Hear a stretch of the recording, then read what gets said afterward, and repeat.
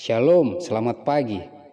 Terpujilah Tuhan Allah yang maha baik yang terus menjaga memelihara kita dan memberikan kepada kita kesempatan untuk bisa berjumpa kembali dalam renungan pagi bersama yang diambil dari buku Maranatha Tuhan Datang yang ditulis oleh hamba Tuhan Nyonya Ellen G. White. Sebelum kita mendengarkan pekabaran firman Tuhan, mari kita sama-sama berdoa.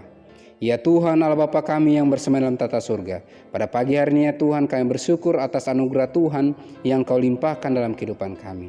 Berbicaralah ya Tuhan karena kami telah siap untuk mendengarkan.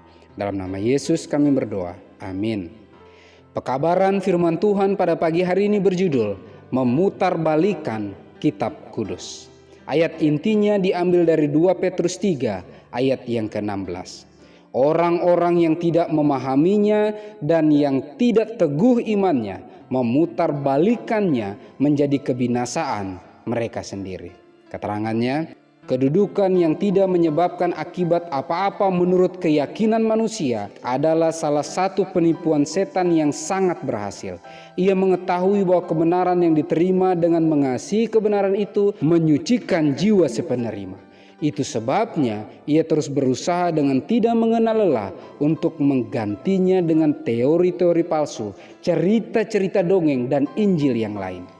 Penafsiran kitab kudus yang gelap dan menyenangkan dan teori-teori yang banyak bertentangan mengenai iman keagamaan yang terdapat dalam dunia Kristen adalah pekerjaan dari musuh kita yang besar untuk mengacaukan pikiran sehingga teori-teori tersebut tidak menerangkan kebenaran.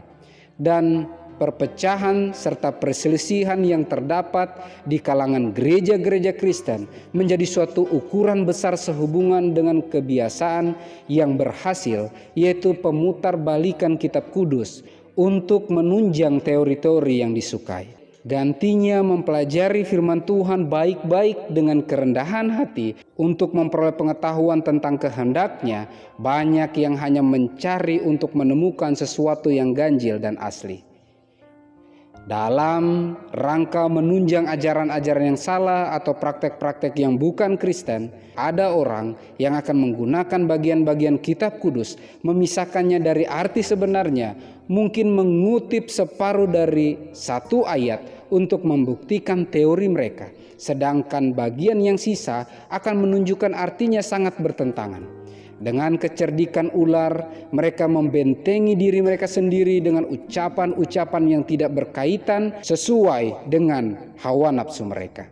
Dengan demikian, banyak orang yang sengaja menyelewengkan firman Tuhan. Yang lain yang mempunyai angan-angan hati yang giat menggunakan gambaran-gambaran dan lambang-lambang kitab kudus, menafsirkannya sesuai dengan kesenangan mereka dengan sedikit memperhatikan kesaksian kitab kudus itu sebagai penafsirannya sendiri, lalu kemudian mereka menunjukkan pembicaraan mereka sebagai pengajar Alkitab. Manakala mempelajari kitab kudus dimulai dengan tanpa berdoa, kerendahan hati, dan roh yang suka diajar, maka bagian-bagian yang jelas dan sederhana sama seperti dengan bagian yang sulit akan diputarbalikan dari artinya yang sebenarnya. Firman Tuhan jelas bagi semua yang mempelajarinya dengan hati yang berdoa. Setiap jiwa yang betul-betul jujur akan datang pada terang kebenaran. Terang sudah terbit bagi orang benar. Mazmur 97 ayat yang ke-11. Dan tidak ada gereja yang dapat maju dalam kesucian kecuali anggota-anggotanya dengan sungguh-sungguh mencari kebenaran seperti harta yang tersembunyi. Memutarbalikan kitab kudus. Apabila seseorang pelajar Alkitab, belajar firman Tuhan, tetapi tidak dengan penyerahan di dalam doa, tidak memiliki roh kerendahan hati dan siap diajar, maka pekabaran firman Tuhan pada pagi hari ini mengatakan hal-hal yang sederhana sekalipun, seperti hal-hal yang sulit yang tertulis dalam kitab suci, akan diputarbalikan sesuai dengan pemikiran, sesuai dengan kehendak sang pembaca tersebut, dan menjadi kebinasaan bagi dirinya sendiri. Untuk itu, dengan pertolongan Tuhan, Mari, ketika kita akan mempelajari firman Tuhan, mari kita berdoa dengan sungguh-sungguh meminta pertolongan Tuhan, agar Roh Kudus Tuhanlah yang akan menuntun, menguatkan kita, sehingga kita bisa siap diajar, kita siap dibentuk oleh Tuhan, dan kita bisa menemukan kebenaran-kebenaran yang sejati sesuai dengan kehendak-kehendak Tuhan. Sehingga dengan pertolongan Tuhan, kita akan dimampukan untuk mengerti kehendak Tuhan dan siap menyambut kedatangannya yang kedua kali. Mari kita sama-sama berdoa. Ya Tuhan Allah Bapa kami yang bersama dalam tata surga, terima kasih ya Tuhan atas tuntunan Roh Suci Tuhan. Kami dimampukan untuk merenungkan firman-Mu pada pagi hari ini.